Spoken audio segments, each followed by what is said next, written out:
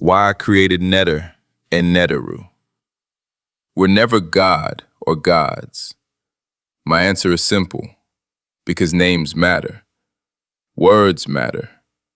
Translation matters. Every civilization deserves the opportunity to be understood through its own language before someone else's vocabulary is placed on top of it. This book was not created to attack anyone's faith, nor to tell people what they should believe. It was created to ask a question that history rarely encourages us to ask. What happens when one civilization's most important ideas are renamed by another civilization with an entirely different worldview? Imagine your grandmother's name being changed after she passed away. Imagine your children's grandchildren never knowing the name she actually answered to, only the name someone else decided to call her centuries later. Imagine history accepting that replacement until the original name slowly disappeared from human memory. Most people would recognize that as the loss of identity. Yet this has happened countless times throughout history. Entire peoples, places, languages, and ideas have been introduced to the world through names they never gave themselves. Once the Ren changes, memory begins changing. Once memory changes, meaning begins changing. Eventually, the replacement becomes so familiar that few people remember there was ever another way to understand it. This book exists because the words Neter and Neteru deserve to be understood on their own terms, before they are filtered through later religious vocabulary. Whether one agrees with every conclusion or not, every student of history should recognize the importance of asking what a civilization meant by its own language rather than immediately substituting another. Translation is never simply replacing one word with another. Every language carries its own worldview. Every culture organizes reality differently. Every people develop concepts shaped by their own history, environment, and experience. Sometimes there is no perfect equivalent. Sometimes a translated word carries centuries of additional meanings that did not exist in the original culture. That is why careful study matters. Before asking what another civilization believed, we should first ask what its own words meant within its own world. I also created this book because I understand the power of Ren. A name is never merely a sound. A name carries memory. A name carries association. A name carries history. A name carries legacy. Every time humanity repeats a name, it keeps that memory alive. Think about the surnames carried by millions of people today.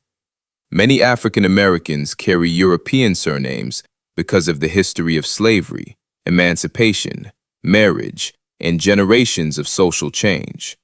Those names connect to historical lineages that originated in Europe, while countless African names, indigenous names, and family names were lost, replaced, or interrupted. That historical reality reminds us that names can change through power, migration, coercion, and cultural transformation. It also reminds us why recovering original names can matter deeply to many people seeking to reconnect with their history. Now consider the broader question. What happens when a people no longer speak the names of their ancestors? What happens when the original names of places disappear from maps? What happens when the language of an entire civilization becomes unfamiliar, while replacement names become universal? Memory fades. Stories become harder to recover. Context becomes more difficult to understand. This is why languages around the world are preserved, documented, and revitalized. Every language carries a unique way of seeing reality.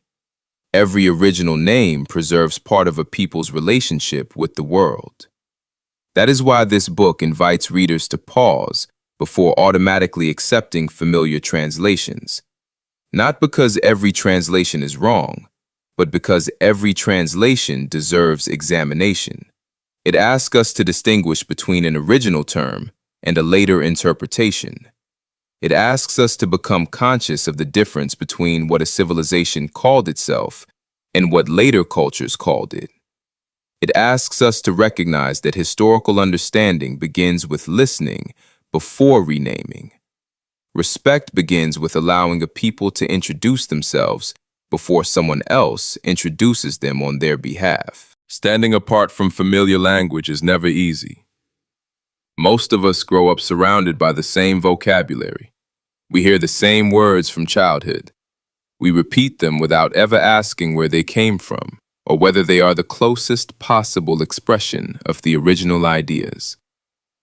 Questioning familiar language can feel lonely, because language also creates community. Yet history is often advanced because individuals were willing to ask careful questions that others hesitated to ask. This book is written in that spirit, not to create unnecessary division, but to encourage deeper investigation, greater historical curiosity, and greater respect for original sources whenever possible. Ultimately, why Neter and Neteru were never God or gods is an invitation to examine one of history's most important questions. How much of what we think we know has been shaped by translation? If names shape memory, and memory shapes understanding, then recovering original names becomes more than an academic exercise. It becomes an act of historical restoration. Whether you ultimately agree or disagree with the arguments presented, my hope is that you leave this book asking better questions, studying original terms more carefully, and appreciating that every civilization deserves the dignity of being understood through its own voice before being interpreted through someone else's. Because history is not only preserved in monuments and manuscripts, it is also preserved in the names people choose to remember, and the names they allow themselves to forget. Ashe.